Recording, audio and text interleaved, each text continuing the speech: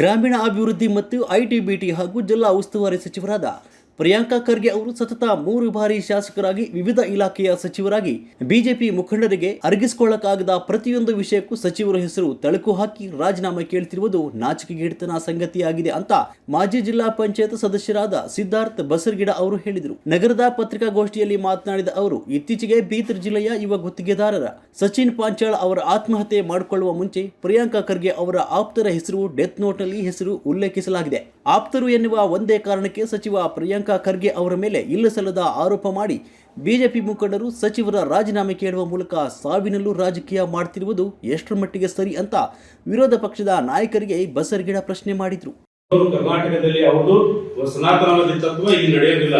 ಇಲ್ಲಿ ನಡೆಯೋದು ಬುದ್ಧನ ವಿಚಾರ, ಇಲ್ಲಿ ನಡೆಯೋದು ಬಸವಾದಿ ತತ್ವದ ವಿಚಾರ ಹೊರತಾಗಿ ಯಾವುದೇ ರೀತಿ ವರ್ಣ ಸುಳ್ಳ ನಡೆಯೋದಿಲ್ಲ ಅನ್ನುವಂಥದ್ದು ಈ ವೇದಿಕೆ ಮುಖಾಂತರ ನಾವು ಸ್ಪಷ್ಟಪಡಿಸಿದ್ರೆ ಮಾನ್ಯ ಪ್ರಿಯಾಂಕಾ ಖರ್ಗೆ ಅವರು ರಾಜೀನಾಮೆ ಕೂಡ ಅವಶ್ಯಕತೆ ಇಲ್ಲ.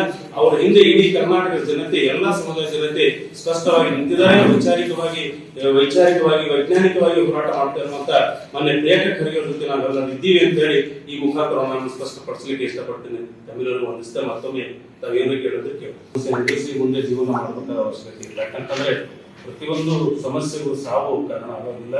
ಹೀಗಾಗಿ ಬಹಳಷ್ಟು ಇವತ್ತು ಬಿಜೆಪಿ ಸರ್ಕಾರ ಇದ್ದಾಗ ಕೂಡ ಗುತ್ತಿಗೆದಾರರು, ಕಾಂಟ್ರಾಕ್ಟರ್ಗಳು ಸಾಕಷ್ಟು ಒಂದು ಆತ್ಮಹತ್ಯೆ ಮಾಡಿಕೊಂಡು ಕೂಡ ಘಟನೆ ರಾಜ್ಯದಲ್ಲಿ ಗೊತ್ತಿರುವಂತ ವಿಷಯ.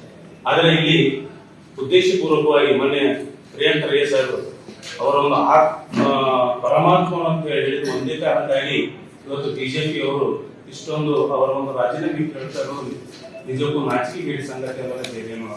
ಯಾಕಂತಂದ್ರೆ ಇವತ್ತು ಮೊನ್ನೆ ಪ್ರಿಯಾಂಕಾ ಖರ್ಗೆ ಅವರು ಬಸವಣ್ಣನ ವಿಚಾರ ಆಗಿರ್ಬೋದು, ಯಾವುದೇ ರೀತಿ ಅನ್ಯಾಯ ತಕ್ಷಣವಾಗಿ ಫಸ್ಟ್ ಪ್ರತಿಕ್ರಿಯೆ ಮತ್ತು ಒಳಗು ಮತ್ತು ಅವರು ಕೂಡ ನೇರವಾಗಿ ಅವರು ಹೋರಾಟವನ್ನು ಮಾಡ್ತಾ ಇರೋದು ನಾವು ಕೇಳ್ತಾ ಇದ್ದೀವಿ. ಆದ್ರೆ ಇದೇ ಬಿಜೆಪಿ ಮುಖಂಡರು, ಇದೇ ಬಿಜೆಪಿ ರಾಜ್ಯ ಅಧ್ಯಕ್ಷರು, ಇದೇ ವಿರೋಧ ಪಕ್ಷ ನಾಯಕರು, ಇದೇ ಯತ್ನಾಳ್ ಅವರು ಬಸವಣ್ಣನ ಹೇಳಿದಾಗ ಇಲ್ಲಿವರೆಗೆ ಒಂದು ಸಣ್ಣ ಖಂಡಿಸುವಿಕೆ ಹೇಳಿಕೆ ಕೊಡ್ತಾರೆ. ಇದಕ್ಕೂ ಇವರು ನಾಚಿಕೆಗೇಡಿ ಸಂಗತಿ ಅಲ್ಲ. ಇವರು ಯಾವ ಪರವಾಗಿ ಕೆಲಸ ಮಾಡ್ತಾ ಇದ್ದಾರೆ ಬಿಜೆಪಿ ಅವರು? ಇವರಿಗೆ ಅಭಿವೃದ್ಧಿ ಬೇಕಾಗಿಲ್ಲ, ಇವರಿಗೆ ಯಾವುದೇ ಸಮುದಾಯದ ನಾಯಕರು ಎಳೆಗೆ ಬೇಕಾಗಿಲ್ಲ, ಸಹಿಸೋಕಾಗಲ್ಲ. ಸಚಿವ ಪ್ರಿಯಾಂಕಾ ಖರ್ಗೆ ಅವರೇ ಖುದ್ದಾಗಿ ಗೃಹ ಸಚಿವರಿಗೆ ಸಚಿನ್ ಪಾಂಚಾಳ್ ಆತ್ಮಹತ್ಯೆ ಪ್ರಕರಣವನ್ನು ಸಿಐಡಿ ಇಲಾಖೆಗೆ ವಹಿಸಿ ನಿಷ್ಪಕ್ಷಪಾತ ತನಿಖೆ ನಡೆಸಬೇಕಂತ ಮನವಿ ಮಾಡಿದ್ದಾರೆ. ಆತ್ಮಹತ್ಯೆ ಮಾಡಿಕೊಳ್ಳಲು ಕಾರಣಕರ್ತರು ಯಾರೇ ಆಗಲಿ ಅವರಿಗೆ ಕಾನೂನಿನ ಪ್ರಕಾರ ಕಠಿಣ ಶಿಕ್ಷೆ ಆಗಲಂತ ಸಚಿವರು ಮೊದಲ ದಿನದಿಂದಲೂ ಹೇಳ್ತಿದ್ದಾರೆ. ಸಂಪೂರ್ಣ ತನಿಖೆ ಮುಗಿಯುವವರೆಗೂ ಸಹನೆ ತೋರದೆ ಬಿಜೆಪಿಯವರು ಸಚಿವರ ರಾಜೀನಾಮೆ ಕೇಳುವ ಮುಖಾಂತರ ಸಚಿನ್ ಸಾವಿನಲ್ಲಿ ತಮ್ಮ ರಾಜಕೀಯ ಬೇಳೆ ಬೇಯಿಸಿಕೊಳ್ಳಲು ಮುಂದಾಗಿದ್ದಾರೆ. ಯಾವುದೇ ಕಾರಣಕ್ಕೂ ಸಚಿವ ಪ್ರಿಯಾಂಕಾ ಖರ್ಗೆ ಅವರು ರಾಜೀನಾಮೆ ನೀಡುವ ಪ್ರಶ್ನೆಯೇ ಇಲ್ಲ. ಇಂತಹ 100 ಸುಳ್ಳು ಆರೋಪಗಳನ್ನು ಬಿಜೆಪಿ ಪಕ್ಷದವರು ಮಾಡಿದ್ರು ಪ್ರಿಯಾಂಕಾ ಖರ್ಗೆ ಅವರು ಕುಗ್ಗುವುದಿಲ್ಲ ಅಂತ ಸಿದ್ಧಾರ್ಥ್ ಬಸರಗಿಡ ಹೇಳಿದ್ರು.